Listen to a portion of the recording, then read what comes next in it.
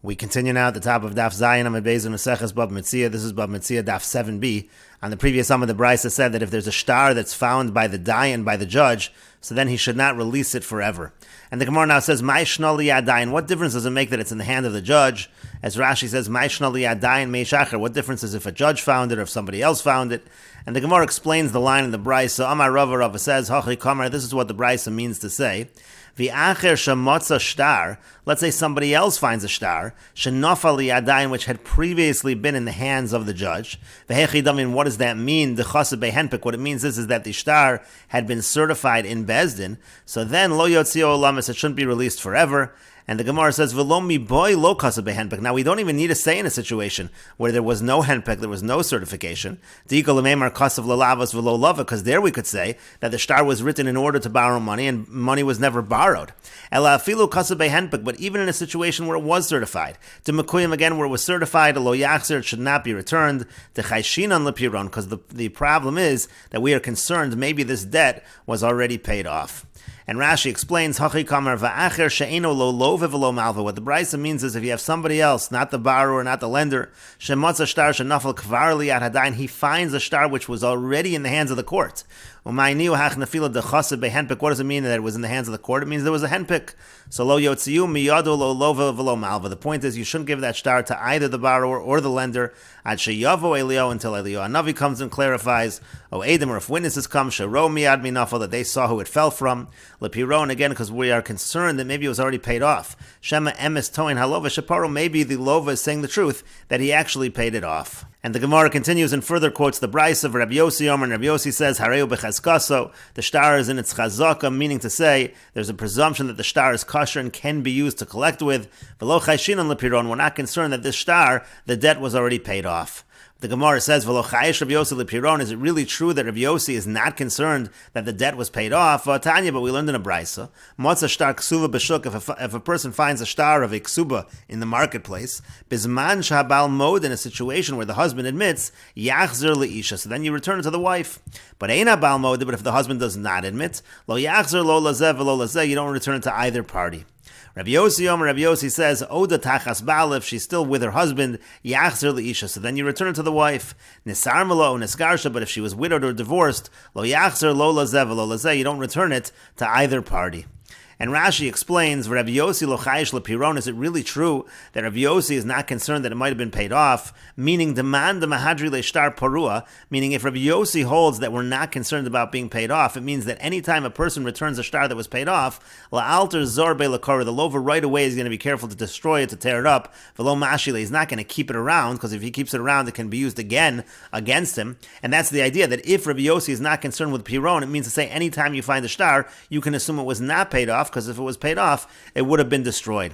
But the Gemara then asked the question. The Gemara said, we find in a Brisa. The Brisa says, Shahabal Modus. So first the Brisa says, if you have a situation where the husband admits, meaning Shalom Nasan Laksubasa, very simply he admits that he never paid off the ksuba. If he admits that he never paid off the ksuba, so then you can give the ksuba to the wife and she can collect.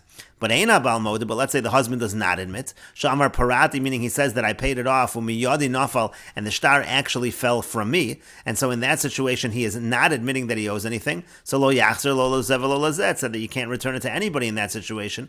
It might have been paid off. But Rabbi Yossi says, Oda Tachas Bala Shelo Gershev, she's still married, hasn't been divorced yet, so Yachzer Lisha, so then you return it to the wife. The Lo Avid Inish Litin Ksuva Kodem Gersh, and people don't generally pay off a ksuba before the divorce. So therefore, Rabbi Yossi essentially is saying, if she's still married, she gets it back. But otherwise, Nisar Malo Niskarsh, if she's widowed or divorced, you can't return it to either party. It seems like Rabbi Yossi is saying there is a concern that it might have been paid off. And so the Gemara says to that, you're correct, or rather, Epach, you have to reverse the Brisa above. Nafal liyadayin lo yotzio olamas divrei Rabbi Yossi. Rabbi Yossi says that if it fell to the hands of the courts, meaning again, it's in the hands of a third party and it was already certified, then lo yotzio olamas, it can't be released at all. Divrei Rabbi Yossi, that's Rabbi Yossi's opinion. The Chachamim so the Chachamim who say, Hareu b'chazka, so it is considered in its original chazaka, and you are able to collect with this document. It's not a concern that it was paid off. But the Gemara says, but then we're back to our question anyway. Hachi, if so, kasha de rabbanan ad rabbanan. You still have a question, and now it's a contradiction within the rabbanan, because again, in that brisa above, regardless of the sheet of Rabbi Yossi in that brisa above, but it said if you have a shtar ksuba b'shuk, if the Baal does not admit, if the Baal says it was paid off, you do have a concern that it was paid off. And now that we've reversed the opinions of Rabbi Yossi and the Chachamim, it turns out that the Chachamim don't seem to be concerned that something was paid off. And the Gemara answers to that, shtar ksuba kula Rabbi Yossi. What's actually happening is that brisa which discusses shtar ksuba, it's really, there is no rabbanan in that brisa. The entire brisa is Rabbi Yossi. There are words missing in the brisa. It should be read as follows: Ein habal model lo yachzer lo lazeh v'lo lazeh. If the husband does not admit, so you don't return it to either party. Ba'med devorim amur, and when is that true? Shenesar melo o sheneskarsha. That's true if she was widowed or divorced. In a situation where she's widowed or divorced, so then it's possible that he paid it off. And now if the husband is not admitting, so again we have a concern, he already had paid it off. Avalo de tachas bala, but let's say she's still married, so then already yachzer leisha. Then already you can return it to the wife. There's very little concern in that situation that it was paid off already.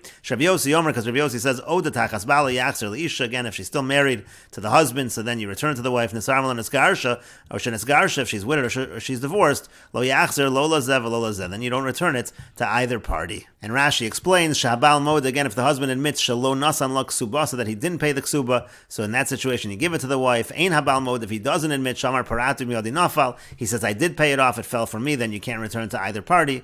And then we made the distinction, Oda tachas bala shelo gersh, if she's still married, there's no divorce, so yachzer leisha, so then again you can return it to the wife. Why? To lo avidin and shlitin ksuba kodem gerishin, because generally speaking, people don't pay off the ksuba before divorce. That's why in a situation where they're still married, you can assume it wasn't paid off, and you give it to the wife. And the Gemara continues with another answer. A Papa says, Liolam lo seipach. Really, you don't need to reverse Rabbi Yossi and the Chachamim, but Rabbi Yossi ledivreim de Rabbanan kamar lu. Rabbi Yossi is actually speaking according to the opinion of the Rabbanan and saying as follows: Lididi, according to me, afila nesarmelo nesgarsha. Even if she was widowed or divorced, nami lo chashinu lepiron. I hold there is no concern that it was paid off. There is no such a concern in any of those situations. But lidid chu. But Rabbi Yossi was saying, but according to you, so odu limias. At least you should admit to me, ba'oda tachas bala, at least in a situation where she's still married, the yachzer lisha, then certainly you should be able to return it to the wife, the la bas piron, because she's not even holding at a status where she should get paid off. Why are you concerned in such a case that she was paid off? V'yamrule rabbanan, and so the rabbanan say to him, they say back to Rabbi Yossi, no, there's a concern even over there, because aimor tzrari adfasa, it's possible that he set it aside as a separate independent items that he set aside for her ksuba. And Rashi explains, tzrari atfasa, most tzroros, meaning he had like a bundle of money, oksafim, or again, you have money that was bundled up, or silver, masr lo liyichlik ksubas, he actually gave it to her, designated as the ksuba, kishanasa, at the time that he married her. Olachamikan, maybe he gave it to her a little after that, shalo yatrichu yorshim imtisal, and he didn't want the yorshim to have to bother, let's say it was a situation where she became widowed, so there is a concern even in that situation. And the Gemara continues with another answer to the contradiction. Ravina says, liolam epach kamaisa, really you should reverse that first brisa. Then we have a contradiction within the Rabbanan, whether the Rabbanan are concerned for Piron or not.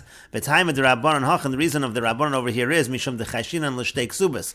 We're actually concerned for two ksubas. Rabbi Yossi l'shtei ksubas lo chayish, and Rabbi Yossi he's not concerned for two ksubas. And Rashi explains liolam epach kamaisa. Really, you should reverse the first brisa, and then again you have a contradiction because if you're reversing the first brisa, then it emerges that the Chacham are not concerned with Piron. With the kashalach, and so then you had a contradiction. The Rabbanan, you have a contradiction within the Rabbanan. Lo tikshi, it's not a question. The time of the Rabbanan b'chsuba, because the reason of the Rabbanan by the chsuba, la mishum dechayshinu lepiron. It's not because we're concerned that it was paid off. That's not the reason why by ksuba they say that it shouldn't be returned. Demand depara v'hadr leishtar la'alter karale, because a person who pays off and returns a shtar will tear it up immediately. Ela mishum dechayshinu l'shtei ksubas. Rather, the concern is we have a concern that there are two ksubas, meaning to say shema chazar v'kasav l'ksuba acheres. Maybe he went ahead and he wrote her another ksuba acheres shniya la'achar shenaflo zos miyada. After she lost the first ksuba, he wrote her a second ksuba. That's actually the concern according to Rabbanan, a completely different concern. Vienna bal moded the katanian, when it says that the husband does not admit, lav vomer parati, it's not that he's claiming I paid it off. Ela ba'omer al tachzerula, rather it's he's saying don't return it to her, sheyesh biyada acheres, because she has another one. V'totzi al yorshi shtar achar shtar, she's going to take out against my inheritors one shtar after another. That's a completely different concern, and that's why it's not a contradiction within the Rabbanan. And the Gemara continues, Amar Rebbe Elazar says, Machlokes b'shashneim adukim betofes. The machlokes is when they're both grabbing on to the tofes. That is the portion of the star that is the less important part of the star, so to speak. Ushneim betorif, and then they're both grabbing onto the torif, the more important part of the star. Aval echad aduk betofes, but if one is grabbing the tofes, v'echad aduk betorif, and one is grabbing the torif, zeno tel tofes, v'zeno tel torif. This one will take the tofes, and this one will take the torif. And Rashi explains machlokus. When we have the word machlokus over here, it really means hayachloku. It's going on the yachloku. It's not the argument, but it's the division. Again, he said you have a situation of two that are holding on to a star, so we divide. So what that means to say, Rashi says that's what I heard, that explanation, and it seems to be correct. So again, that's talking where they're both holding the tofes and the torif. Kolomar, what it means is either they're both holding the tofes, or they're both holding the torif, meaning they're both holding the same part of the star. V'torif giloi shel star makam halova v'hamalva v'hamos v'azman. The torif refers to the real details of the star that are important, the place and the borrower and the lender and the money and the time. And tofes shar kol lashon hashtar. The tofes is all the rest of the language that you put into the star. So zenotel demai the tofes didehu. Whatever a person is grabbing is his. So if one has the torif, one has the tofes, each one takes that. Kediktoni lael zenotel al makam she'ado magas. Again, it said each person takes what he has in his hand. Well, the kamon mefarish l'maymi boile, and Gemara later on is going to explain exactly what you're going to need that for. What does that mean exactly, that one takes the toref and one takes the tofes? And the Gemara continues, Rabbi Yochanan says, Liolam cholkin. They always divide the star evenly. It doesn't matter what either party is holding. The Gemara says, is that really true? Is that true even if one is holding the tofes and one is holding the toref? But didn't we learn the Braisa above that each one takes what his hand is holding, so they shouldn't divide it exactly evenly if one is holding the tofes and one the toref. And the Gemara says, Lo no tzrich, it's necessary. The kai toref b'mitzvah, the toref is right in the middle. But the Gemara says, but if it's right in the middle, so what's the chiddush? Of course, they're going to divide it evenly. And the Gemara says, Lo no tzrich, it's necessary. This is similar to the Gemara in the previous Amar, to makarev legabe dechad. It's a little closer to one of them.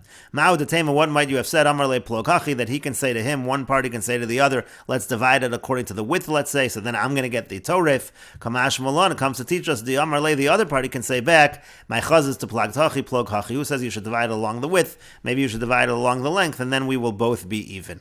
And the Gemara continues, Amar le Rav Acha mi Difti l'Ravina. Rav Acha from Difti said to Ravina, Lo Rebbe Elazar da Amar zenot el tofes v'zenot el toref. According to Rebbe Elazar, who says this one gets the tofes and this one gets the toref. So lamale, so what is the purpose of that exactly? V'chi lotzar al pitzlu chiso hutzarech. What does he need? He needs this little piece of paper that he's going to use it to put it on top of a pitcher, to use it as a cap. And the Gemara says to that, Amar le said to him, Lidemei, we're talking about the value. And Rashi here explains, Lidemei malin bedamim kama toref yafim en atofes. What we do is we figure out in terms of value how much more is the toref worth than the tofes. The Amar Hachi, because he says to him as follows, Shtara di isbeis man kama shavi. A star that has a date, how much is that worth? With the less beis man kama shavi in a star that does not have a date, how much is that worth? B'shtara the isbeis man gavim mishavdi, because when you have a star that has a date, you can collect from liened property that has a lien on it.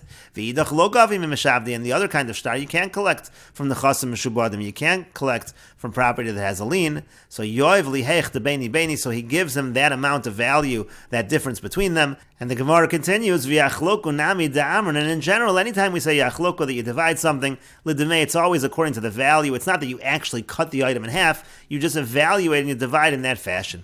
Because if you didn't say this, when you have two people holding a talis, do you think you're actually going to split it in half? Then you'd essentially destroy the item, and so therefore you see that you're really dividing it according to its value. And Rashi explains, if you have a document that has a date, how much is it worth? The toref adif mitofes, because the toref is greater than the tofes, talking about in value. The isbei makom hazman, because it has the date. That's what makes it greater in value. If you're talking about the name of the lender and the borrower and the amount of money, so that's actually ksuvan af betofes. That's actually written in the tofes as well, says Rashi. Because in the last line of the star, you have to review those details of the star. It's the main part, because it says in the Mishnah that if on the top it says it's a money, meaning that the loan was 100 dinar, but then at the bottom of the document it says 200 dinar, let's say the other way around, it says on the top 200 dinar, dinar, and on the bottom 100 dinar. Hakol holech achar tachton. Everything follows that bottom line. Avol zman lo mahadir, but happens to be the date is not something that's repeated. That's why the Gemara is focusing on the date in order to determine the difference in value. Now, if you're going to say that what's relevant should be the signature of the witnesses, which is underneath the tofes, but Rav Shimon ben Gamliel holds that once the lova admits that the star was written, so then it doesn't need to be certified anyway. In this case, we're talking about one where the lova admits that he wrote it, and so therefore the signature of the witnesses is not going to be an issue. And in any case, the Gemara had said that you have to say that the division is by value and not dividing the actual item, because by shnai mochs and metalis, of course, you're not going to cut the talis in half. That would destroy the talis. But the Gemara says to that halokasha, that argument would not be a difficulty, and we will continue with this discussion in the next video on Daf Ches Amud Aleph.